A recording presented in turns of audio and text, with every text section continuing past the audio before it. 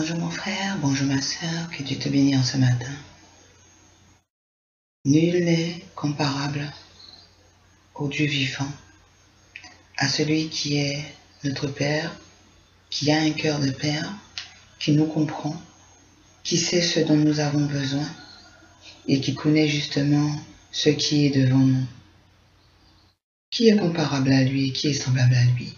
Qui pourrait nous aider et subvenir à nos besoins, nous conseiller, nous pardonner justement et nous donner encore la vie, la santé, le courage d'avancer? Qui, à part Dieu, peut encore faire dans ta vie, mon frère, ma soeur? Un homme, une femme, une puissance, un pouvoir? Beaucoup d'hommes et de femmes en ce jour se posent beaucoup de questions. Certains font le choix de faire sans Dieu ou alors avec les hommes. Certains consultent des marabouts, d'autres ont d'autres pratiques pour essayer d'avoir un pouvoir sur l'avenir. Et certains, qui justement est un tout petit nombre, dont nous faisons partie, prennent la décision de faire confiance à un Dieu invisible, un Dieu justement qu'ils ont entendu parler et qui n'ont aucune vraiment certitude qu'il existe ou qu'il est capable de faire. Mais en ce matin, je voudrais encourager quelqu'un qui doute encore, quelqu'un qui n'a pas encore vraiment pris la décision de s'engager, mais vraiment pleinement avec Dieu.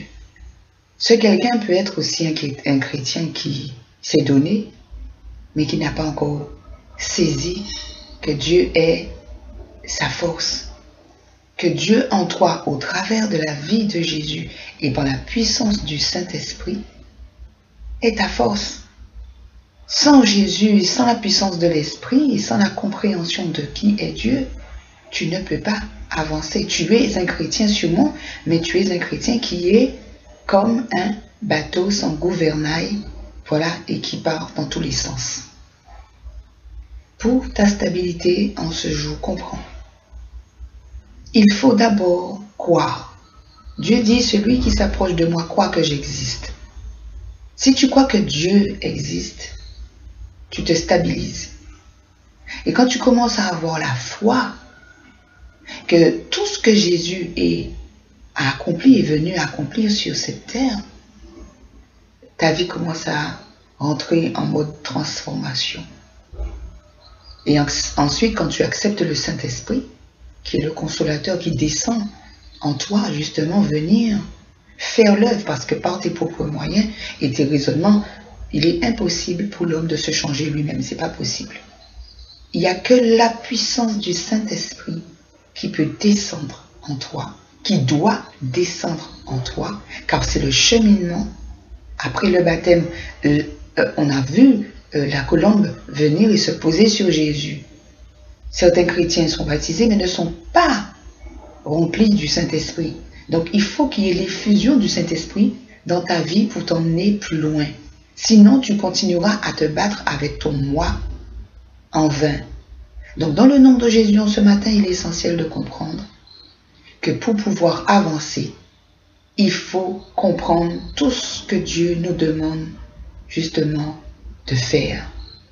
Pour pouvoir progresser, tu as une technique et cette technique, il faut aller la récupérer dans la parole de Dieu tous les jours. Chaque jour, tu dois trouver la nourriture essentielle qui va nourrir ton corps, nourrir ton esprit et t'emmener justement dans la dimension que Dieu veut, c'est-à-dire dans les mains de l'esprit. En ce matin, soir, loin de l'effusion. Eyes touches glorification, stabilization, and the glorification how the doors. So Jesus, nebulation and grace, felicity and glory and eyes. Que la puissance de l'esprit descend sur toi afin de t'apporter maintenant ce qui manquait pour que tu sois un être conduit, un être qui va avancer par l'esprit. Sois béni, sois encouragé et sois fortifiant ce matin. Et on se donne rendez-vous demain.